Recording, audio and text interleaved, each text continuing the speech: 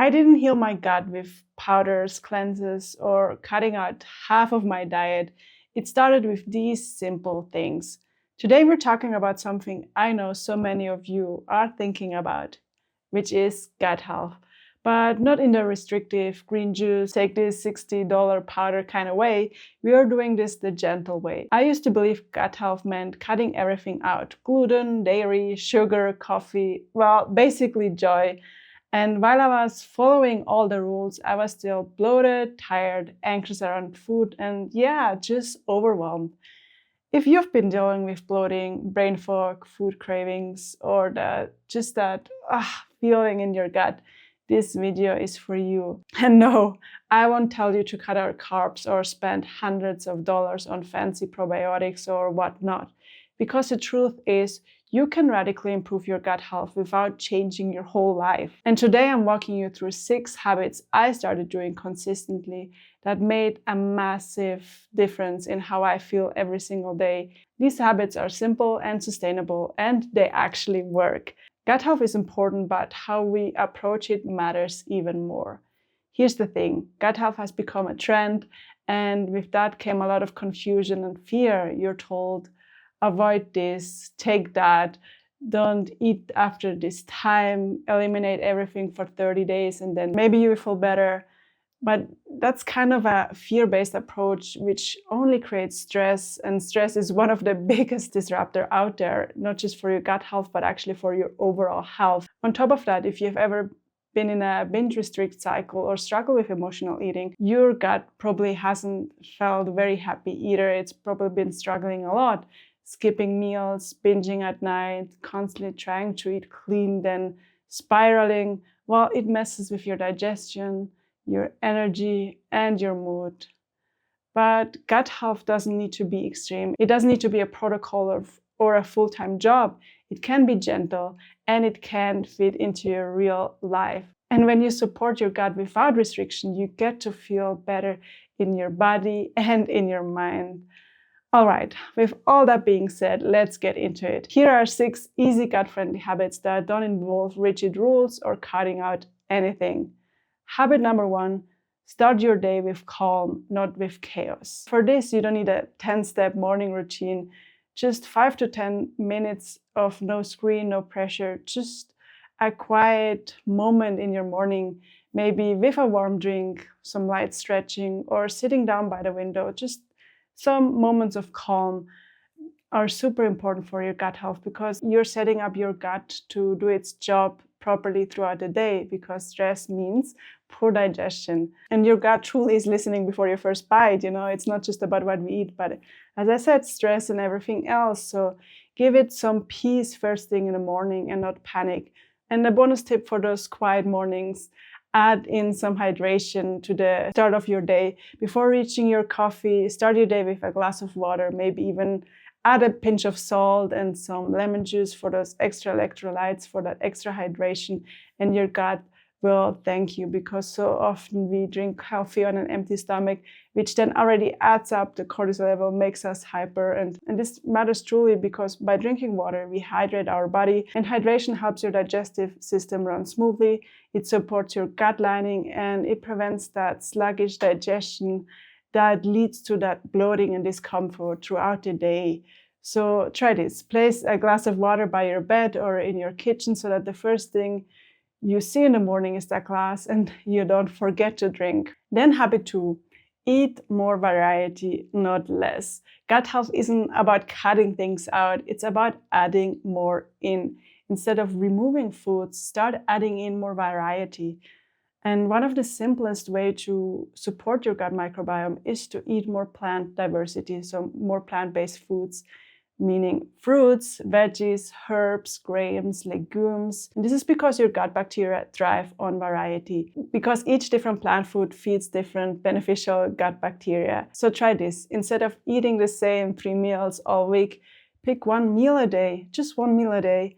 Add in 1 new plant. So for example, it could be just even a sprinkle of pumpkin seeds on top of a soup, a handful of spinach on the side, or toss in some fresh herbs. So it doesn't have to be a complete meal change, but just adding in a bit more variety, because think of variety as abundance rather than restriction. We're focusing on what to add and not what to remove. So these little adds create a more resilient gut without restriction, because we want to make sure that we feed all the different bacteria, because those bacteria are then what support our gut health. And I actually recorded a previous video much also about gut health and nutrition for gut health. So be sure to have a look here. I will also have it linked down below. And the goal with this isn't to overhaul your entire diet, but it's more to gradually introduce more diversity to support your gut health. Habit number 3, slow down when you eat.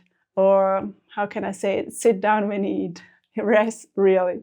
You've probably heard this, but are you actually doing it? Because, well, it does sound way too basic, but hear me out. So many gut issues are actually made worse because we eat while we are distracted, while we are rushed, while we are standing at the kitchen counter, just mindlessly eating whatever. Whereas chewing well, sitting down and being fully present, being fully mindful during meals can radically improve your digestion.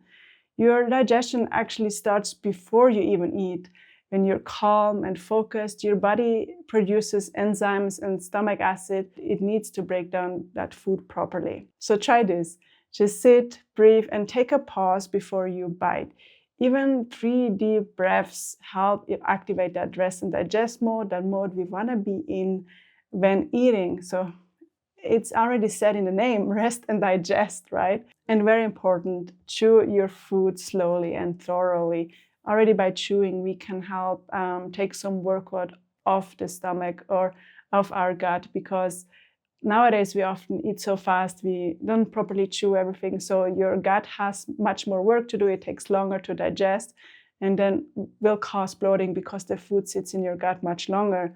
Not only will your gut thank you by pausing, but it will also be much more easy to be in tune with your body signals, because when we slow down, we are actually able to pay attention when we're actually full, so that we not eat way too much and suddenly, like sometimes I used to eat so fast that then I was overly full because I kind of went past my fullness by eating too fast, by not taking the time to actually feel into my body and noticing, okay, I'm full, so now I can stop. So this is another benefit from this habit. Then habit number 4, stop avoiding fat. Well, healthy fats. This might surprise you, but good quality fats are essential for digestion and actually much more when it comes to your overall health and well-being. But staying on the topic of gut health, they'll help you absorb nutrients, they support your hormone health and keep your gut lining healthy. And some easy ways to include more healthy fats are adding in olive oil to some roasted veggies, including avocados in your meals, or topping your dishes with some nuts and seeds, which all of it kind of goes back to the more variety in your meals section or way, because by adding some nuts, you add in healthy fats, but also more plant-based variety. And please don't fear it. When I was struggling with emotional eating and that diet mentality and all of that, I was very scared to eat fats in any way, be it healthy or not. I really would avoid olive oil and all of that, but they're super essential. And when your gut is working properly, you're going to feel at your best, you're going to digest better, and more often than not, it will help you lose that weight that you're so scared of gaining by adding fat. So don't fear fat. It helps you feel more satisfied after meals, which then can, prevent further cravings in the future and mindless snacking. It supports your overall gut function and it improves nutrient absorption. We need fat to thrive, and eating fat doesn't make you fat. Instead of fearing fats, focus on embracing their role in supporting your digestive health. Then the next habit, create a gentle meal rhythm. One of the most underrated things you can do for your gut is to eat regularly. Skipping meals, overcompensating at night, and going on long stretches without food can throw your digestion into chaos, because your gut thrives on predictability and consistency. Try having 3 meals a day and some snacks if needed. The key is not perfection or rigid timing. It's just about consistency with care. And importantly, try to listen to your body's natural hunger cues. And for this, if you've been struggling with your relationship with food, emotional eating, binge eating, It might be super hard at the beginning, so definitely don't be hard on yourself if you aren't able to fully tap into your body's cues, because often with all the restriction and everything, our hormones, the hunger and fullness hormones, are out of whack. So just in general, try to make sure that you eat regularly and don't go prolonged times without food, especially if you can feel that you're actually hungry. Because this gentle rhythm will help regulate your hunger signal. It will stabilize your blood sugar levels, which helps then with cravings. It reduces stress levels and hence direct stress on your digestive system. And it also supports overall gut function. And you don't need a cleanser or some complicated eating schedule. You just need consistency. The goal is not to be perfect with timing, but to create a gentle rhythm that works with your body and your life. This sustainable approach will do more for your gut health than any extreme cleanse or restrictive protocol ever could. Then the last habit, take a 10-minute walk after meals. Walking after meals is one of the most underrated habits when it comes to your gut health. And for me, they've been doing wonders. And no, yeah, I say walks, but I not always do a walk after eating. Maybe sometimes I walk around the house or do some other kind of movement. And it's important to mention that it's not about movement to burn calories or what else. It's about supporting your digestion, regulating blood sugar, and reducing bloating. And as I said, it doesn't have to be a walk if that just doesn't work for you. If that's the case, at least add in some kind of movement in a different way. So to help you make this a habit, set maybe a 10-minute timer after dinner and just walk around your neighborhood, dance in your living room, or even just tidy up your kitchen while moving around instead of just sitting and feeling sluggish after eating. And this helps your gut health because it supports your natural digestive processes. It helps regulate your blood sugar levels again, and it reduces that post-meal bloating because it promotes that overall gut motility. It moves things around and it helps speed up the digestion, like support your gut by moving things around. But whereas after a meal, when you just sit down, you're gonna first of all end up feeling sluggish. If you're just sitting, it's like full. But if you move around or even just stand around and walk on the spot or whatever it is, just move around. But maybe the easiest is to clean up your kitchen so you can kill 2 birds with 1 stone. Is that the thing? I don't know. Anyway, so the key is that you don't need to do anything extreme, just some gentle movement that fits into your life. This sustainable approach will do more for your gut health than any extreme protocol. And beyond those habits that I talked about, also make sure to support your gut beyond food, especially when it comes to stress. Gut healing doesn't just happen in the kitchen.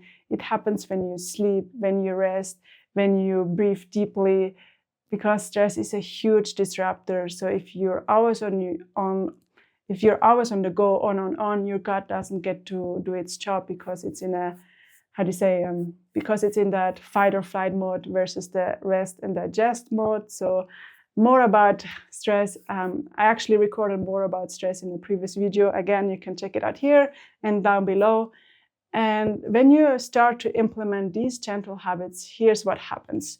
You feel less bloated without obsessing over every ingredient. You stop thinking about food all day because you're nourishing your body consistently. You feel more calm, less restrictive, less reactive, but instead more energized.